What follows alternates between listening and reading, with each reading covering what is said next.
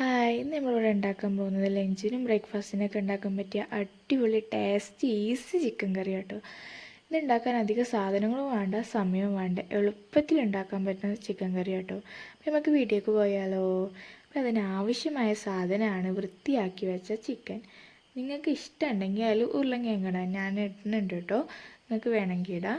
അതിൽ ഉരുളങ്കിഴങ്ങിന് കുറച്ച് ടേസ്റ്റ് കൂടുതലായിരിക്കും, അതുകൊണ്ട് മാത്രം ഞാൻ ഇടുന്നത് കേട്ടോ. അപ്പോൾ നമ്മൾ ഉരുളങ്ങി ചെറിയ കഷ്ണങ്ങളാക്കി ഇട്ട് കൊടുത്തിട്ടുണ്ട് കേട്ടോ.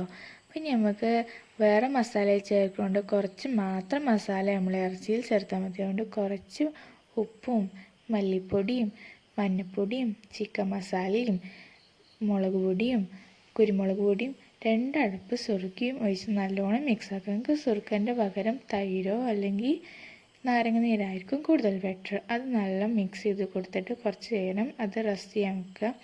നല്ല മിക്സ് ആക്കണം. എത്ര നേരം വെക്കുന്നോ അതിന് ടേസ്റ്റ് അത്രത്തോളം കൂടും കേട്ടോ.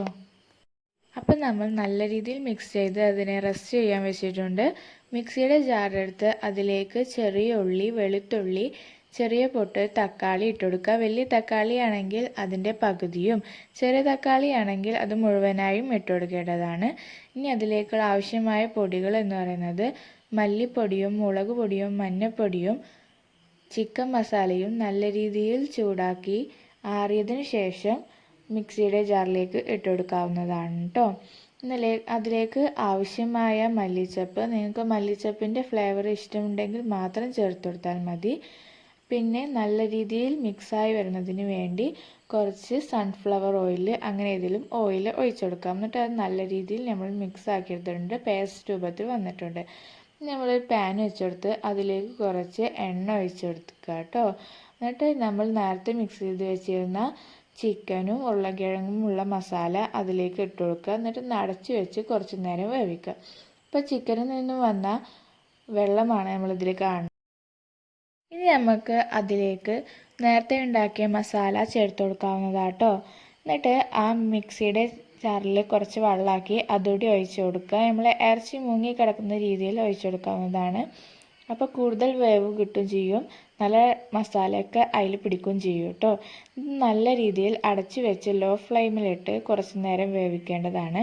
ഇനി അതിലേക്ക് ഉപ്പ് ആവശ്യമുണ്ടെങ്കിൽ ഇട്ട് കൊടുക്കാവുന്നതാണ്. എന്നിട്ട് അടച്ച് വെച്ച് നല്ല രീതിയിൽ വേവിച്ചെടുക്കാം നമുക്ക്. അപ്പോൾ നമ്മൾ ചിക്കൻ കറിത്തെ വെള്ളം ഏകദേശമൊക്കെ ഇങ്ങനെ വറ്റി വരുന്നുണ്ട്. കുറച്ച് നേരം കൊണ്ട് വെച്ചാൽ നല്ല ഡ്രൈ ആയി കിട്ടും. ഇപ്പോൾ നമുക്ക് വേണമെങ്കിൽ കുറച്ച് മല്ലിച്ചപ്പ് ഇട്ട് കൊടുക്കാം. നേരത്തെ പറഞ്ഞ പോലെ തന്നെ മല്ലിച്ചപ്പിൻ്റെ ഫ്ലേവർ ഇഷ്ടമുള്ളവർ മാത്രം ചേർത്ത് കൊടുത്താൽ മതി. ഈ സമയത്ത് തന്നെ നമുക്ക് വേണമെങ്കിൽ ഗരം മസാല ഇട്ട് കൊടുക്കാം.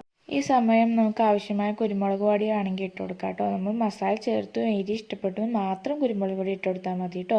ഞാൻ കുറച്ച് കുരുമുളക് പൊടി ഇട്ട് കൊടുത്തിരുന്നു. അപ്പോൾ നമ്മൾ കുറച്ചുകൂടി വറ്റട്ടെ, അതുവരെ അടച്ചു വെക്കാം. അപ്പോൾ നമ്മൾ ചിക്കൻ കറി ഇപ്പോൾ ഏകദേശം റെഡി ആയിട്ടുണ്ട്. നമുക്ക് പ്ലേറ്റിലേക്ക് വിളമ്പാവുന്നതാണ് കേട്ടോ. അത് നല്ല അടിപൊളി ടേസ്റ്റ് ആയിരുന്നു കേട്ടോ. ഇത് ഇരിക്കും തോറും കൂടുതൽ ടേസ്റ്റ് വരിക ചെയ്തത് കേട്ടോ. എന്തിൻ്റെ കൂടെ കഴിച്ചാലും അടിപൊളി ടേസ്റ്റുള്ള ചിക്കൻ കറി ആട്ടോ. നിങ്ങൾ എന്തായാലും മസ്റ്റ് ട്രൈ ഉള്ള സാധനമാണ്. അപ്പോൾ നമ്മൾ ഇതുപോലെ അടുത്ത വീഡിയോ വരുന്നവരെ ബായ്.